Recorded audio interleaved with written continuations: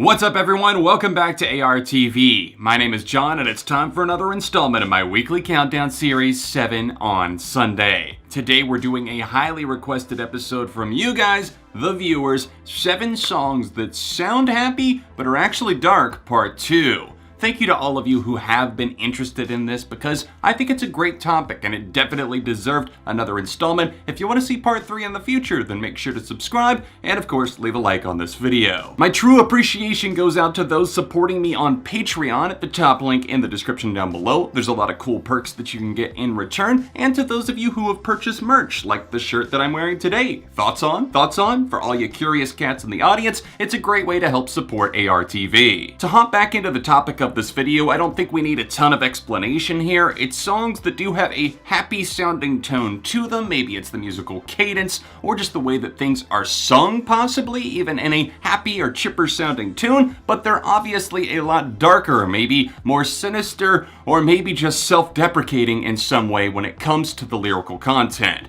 Thank you so much for tuning in today. Let's go ahead and kick off this countdown with number 7. I'm gonna play.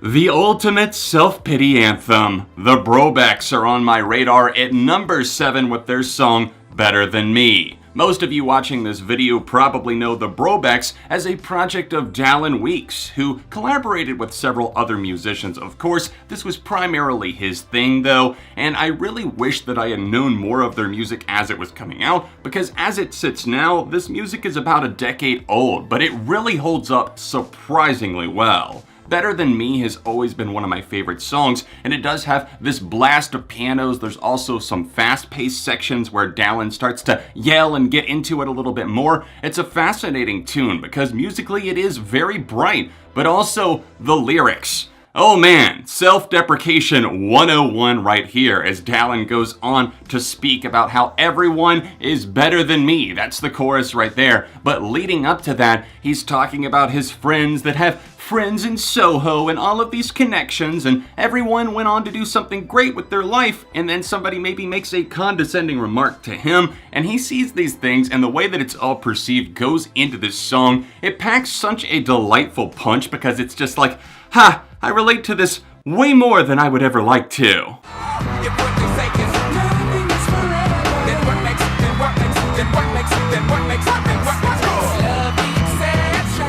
Sing along and lose yourself in the quality of this summer fun music, except when you realize that it's not all that fun at all. In fact, it's about failing relationships, the fact that your parents had a better relationship than you'll ever have, and possibly infidelity as well. Thank God for mom and dad for sticking two together, cause we don't know how. Wildly enough, my first exposure to this song was at a baseball game. They would play this at the minor league system that they have in my town, in between batters and in between innings.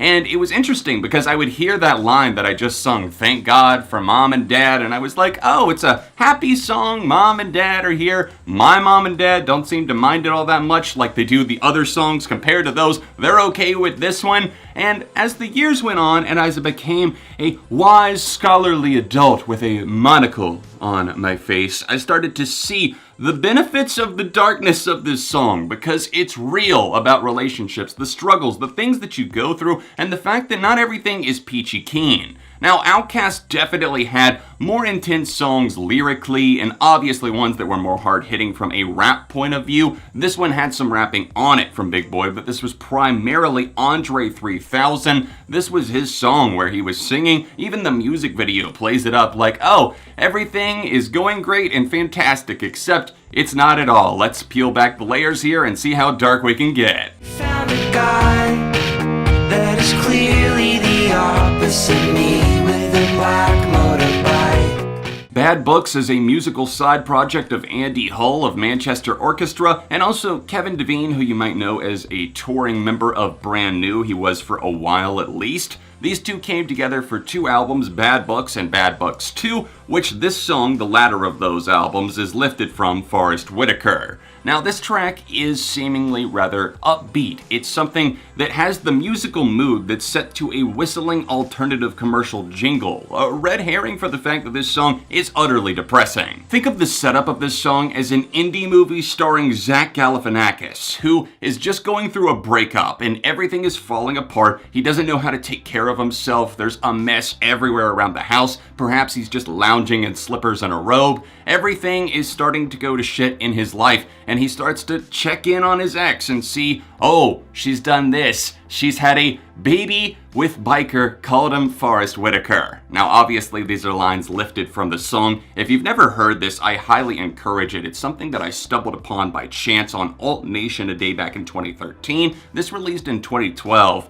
and it's a song that I've always consistently come back to because it does sound very intoxicating musically. But the lyrics, that's what I stay for. That's what really just kind of sucker punches you in the gut here, almost takes your breath away, because I'm sure a lot of people in the audience could relate to a song like this. You're just at a loss for what to do with yourself, and jealousy is starting to get the best of you. It's written very intelligently. I like the way that it plays out. There's almost a few climaxes that you think it's gonna hit, you know the answers, but then the song takes a different direction. Oh, please, I bet everybody here is fake happy too.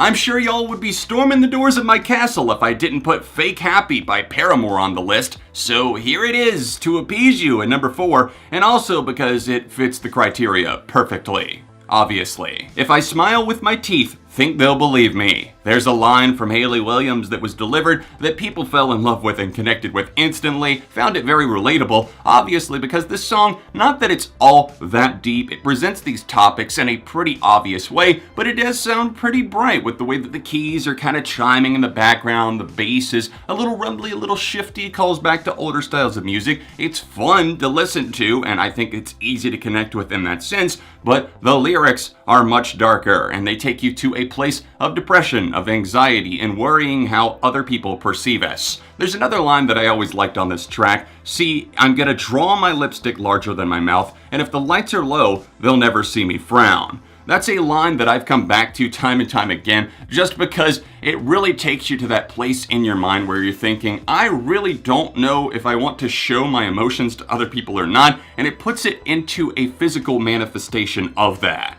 I hope I lie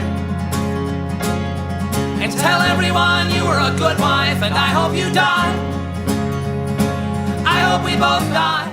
I'm smiling heavily on this one because I kind of have to, because we're definitely going to a more sadistic place on number 3. We have the Mountain Goats, the project of John Darnielle, of course, and the song No Children. It's one of the most famous Mountain Goats tracks, and I actually started to get a bit more into their stuff after a patron requested for me to review The Sunset Tree. That album came out in 2005, and another one of their most popular songs was No Children. I gave it a play and was kind of taken back with the fact that, okay, it kind of has this whimsical guitar, it's very light on its feet, there's some piano here, very nice, a little bit delicate. And then you start to hear the lyrics standing out to you. Some of the lines like, I hope I cut myself shaving, I hope it bleeds all day. Well, okay then. Now, this song isn't autobiographical. It wasn't written about John. It was written from the perspective of a couple whose relationship and marriage is failing, and they go to live in Las Vegas in a motel for a year. They're starting to hate each other, and that's why we get lines like, I hope we both die, and No Children being the title of the song. You can probably do the math. Wait for me, please hang around. I'll see you when I fall asleep. Sometimes I miss the days when I really didn't look into lyrics all that much, because in a way, this song, my number 2 pick, Little Talks by the Icelandic band Of Monsters and Men, has been ruined for me, at least partially, in the sense that I never knew how sad this actually was. It makes sense with a title like Little Talks, that they're chatting with each other throughout the song, kind of a call and response type thing. We get the shouted kind of gang vocals on the chorus, which I always thought were super lighthearted. Oh, this song is an adventure, it's a journey. Well, it's actually about the end of someone's life, and the man and woman have been married for a long time. The woman eventually passes away from what I understand to be Alzheimer's disease, and that's something that's impacted my family in a large way. And this song, once I actually understood the lyrics for the first time, it definitely made me cry, because as the man has his part of the song, now you're gone, gone, gone away. That's something that you probably just perceived as like, oh, maybe there's a long distance factor, or they're just away from each other for a little bit, but they'll actually be back together soon. No, they're talking about being back together in the afterlife, if it exists, and if they actually believe in that. They hope that it does. But this song, for as musically bright and triumphant as it sounds, it's actually really damn dark and just depressing. The bottom of the bottle is my only friend. I think I'll slip my wrist again and I'm gone, gone, gone. When I did part 1 of songs that sound happy but are actually dark, people practically rioted when I didn't put Bullet by Hollywood Undead on the list. And even though I'm not that huge of a fan of this band, I kind of grew out of them, as I've discussed several times on my channel. I feel this song definitely deserves to have the #1 spot, because it was truly written with the intention of being a happy and enthusiastic sounding song, but it's actually not that at all, because it's kind of about suicide, putting a bullet in your own head, and everything being gone, gone, gone. Hollywood Undead are a rap rock collective that have definitely branched into other styles of music over the years. I think Bullet was kind of an experimental track for them early on. This came on their second full-length album, American Tragedy, and that album hasn't really aged that well, in my opinion. I do feel that songs like this stand out as being a bit more experimental for them. They branched out and tried something new, and the song kind of is a breeze to listen to. It's short, but definitely not sweet. Think about drinking a pint of blood. That's like what this song is like to me. The song is definitely a little bit intense and not for the faint of heart, so I don't recommend listening to it, especially if you're having thoughts of self-harm yourself, because this song could be a bit triggering potentially, because it does take on some serious issues. It talks about the slitting of wrists, self-harm, putting a bullet in your head. The bottom of the bottle is my only friend, as they call out on this one. It's a strong track. It's also a strong thing to actually be able to handle, and it had to make #1 on this list, because what else would fit the bill this perfectly? Thank you so much for watching another episode of 7 on Sunday. Please drop a like on this video if you enjoyed it, and if you want to see part 3 of songs that sound happy but are actually dark sometime in the future. Don't forget to subscribe for the love of music and ring that bell so you get notified when I post new videos. If you want to see last week's episode of 7 on Sunday, then tap right over here, or tap this card here if you want to see the first installment of songs that sound happy but are actually dark. If you want to support me on Patreon, then tap the card in the corner or else the top link down below, and I'll see you soon for more right here on ARTV.